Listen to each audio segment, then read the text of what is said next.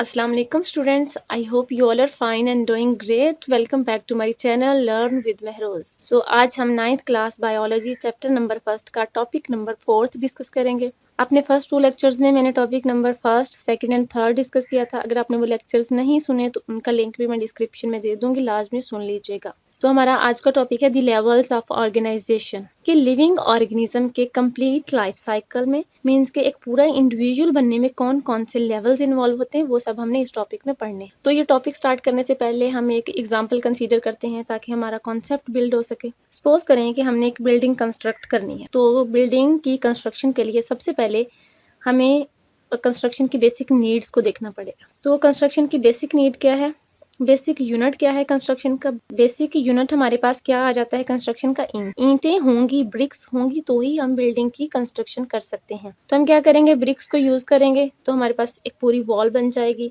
फिर उसमें कुछ और मटेरियल ऐड होते जाएंगे, ज्यादा ब्रिक्स यूज होती जाएंगी तो हमारे पास पूरा रूम बन जाएगा, देन पूरा फ्लोर बन जाएगा एंड देन सेकंड फ्लोर, और फिर हमारी बिल्डिंग जो है वो कंप्लीट। तो ये काम स्टार्ट कहाँ से हुआ, बेसिक यूनिट से स्टार्ट हुआ। सेम यही प्रोसीजर लिविंग ऑर्गेनिजम्स के लाइफ साइकिल में पूरा इंडिविजुअल बनने में होता है। ठीक है, तो अब हम देख लेते हैं द लेवल्स ऑफ ऑर्गेनाइजेशन। तो फर्स्ट लेवल क्या है, subatomic and atomic level के। सबसे पहले क्या बनता है, एटम। तो एटम काफी सारे सब एटॉमिक पार्टिकल्स से मिलके बनता है।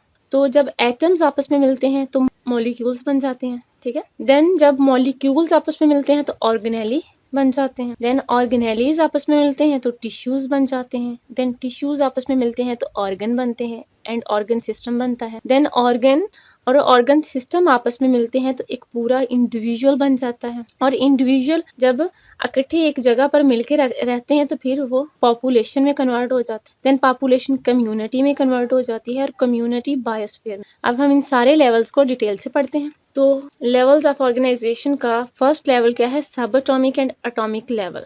एज यू नो कि all types of matter elements से मिलके बनते हैं और हर एलिमेंट एक सिंगल एटम पर मुश्तमिल होता है।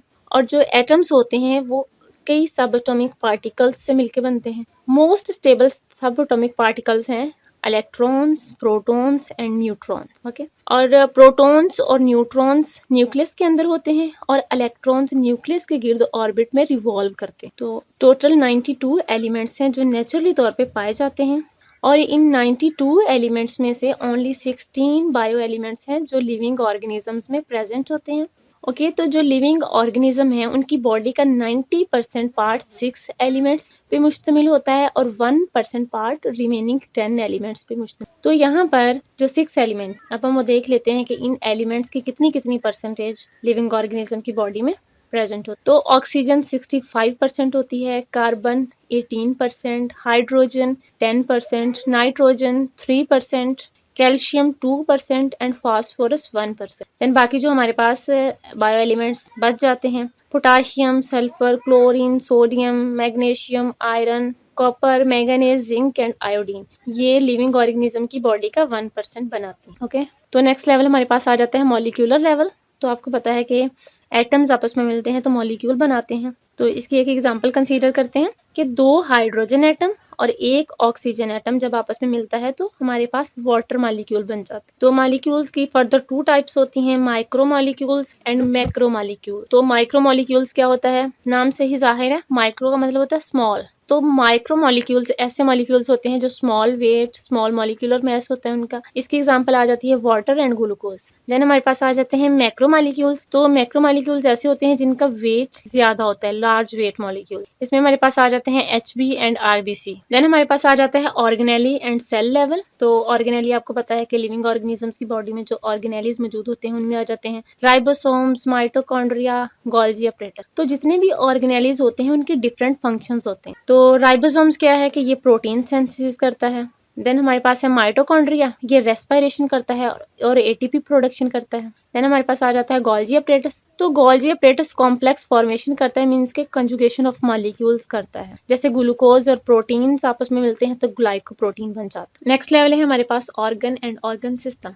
तो जितने भी ऑर्गन्स होते हैं उनके अपने स्पेसिफिक फंक्शंस होते हैं। फॉर एग्जांपल जैसे ह्यूमन ऑर्गन सिस्टम्स हैं, stomach, liver, kidney and heart. तो स्टमक का क्या काम होता है कि वो डाइजेशन करता है, लीवर फिल्टरिंग ऑफ ब्लड करता है, एंड किडनी यूरिन फॉर्मेशन करता है, और हार्ट पंपिंग ऑफ ब्लड करता है। इसी तरह प्लांट्स में भी ऑर्गन सिस्टम मौजूद होते हैं। प्लांट के ऑर्गन्स कौन कौन से हैं? Leaves, stem and root. Leaves में क्या होता है कि फोटोसिंथेसिस होती है, मीन्स कि फूड प्रोडक्शन जो होती है वो लीव्स में होती है। स्टेम क्या करती है कि प्लांट को सपोर्ट प्रोवाइड करती है।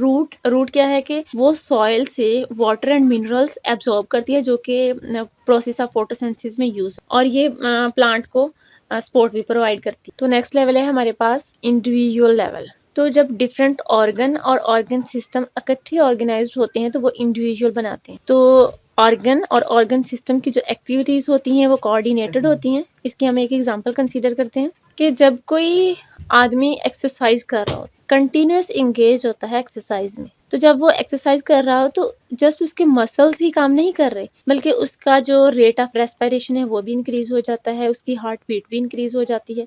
तो इससे क्या होता है कि जो रेट ऑफ रेस्पिरेशन है और हार्ट बीट उसको ज्यादा ऑक्सीजन प्रोवाइड कर रहे होते हैं, मसल्स को ज्यादा फूड प्रोवाइड कर रहे होते हैं, जिससे वो अपना जो वर्क है उसको कंटिन्यू रख सकता है।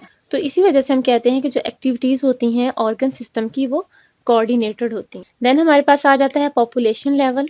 तो पॉपुलेशन लेवल में जब इंडिविजुअल मीन्स के सेम स्पीशी के जब इंडिविजुअल सेम प्लेस पर और सेम टाइम में रहते हैं तो वो क्या बनाते हैं? पॉपुलेशन बनाते हैं। स्पीशी को हम इस तरह डिफाइन करेंगे, स्पीशी या group of individual which can interbreed freely and produce fertile offsprings. कि स्पीशी क्या होती है कि एक ऐसी इंडिविजुअल का ग्रुप होता है जो एक दूसरे के साथ फ्रीली इंटरब्रीड कर सकते हैं और फर्टाइल ऑफस्प्रिंग्स प्रोड्यूस करते हैं। फर्टाइल ऑफस्प्रिंग्स मीन्स के जो कि फर्दर इंटरब्रीड करने के काबिल होते हैं। पॉपुलेशन लेवल की एग्जांपल है हमारे पास, जैसे कि human population in Pakistan. Next हमारे पास आ जाता है कम्युनिटी लेवल। तो जब डिफरेंट पॉपुलेशंस एक दूसरे के साथ इंटरेक्ट करती हैं with in the same environment तो वो क्या बनाती हैं? कम्युनिटी बनाती। तो ओनली बायोटिक फैक्टर्स को डिस्कस किया जाता है कम्युनिटी में। तो बायोटिक फैक्टर्स क्या होते हैं? लिविंग फैक्टर्स, जैसे कि producers, consumers and decomposers. Producers क्या होते हैं? ऐसे ऑर्गेनिजम्स जो अपनी खुराक खुद तैयार कर सकते हैं। इसकी एग्जांपल है प्लांट्स। कंज्यूमर्स में आ जाते हैं एनिमल्स एंड ह्यूमन बींग्स, जो अपनी खुराक के लिए प्रोड्यूसर्स पे डिपेंड करते हैं। देन हमारे पास आ जाते हैं डीकम्पोजर्स। तो डीकम्पोजर्स ऐसे ऑर्गेनिजम्स होते हैं जो कॉम्प्लेक्स मटेरियल को ब्रेक डाउन करके सिंपल मटेरियल में कन्वर्ट कर देते हैं। तो इसकी एग्जांपल है बैक्टीरिया एंड फंजाई। तो एबायोटिक फैक्टर्स क्या होते हैं? Non living factors.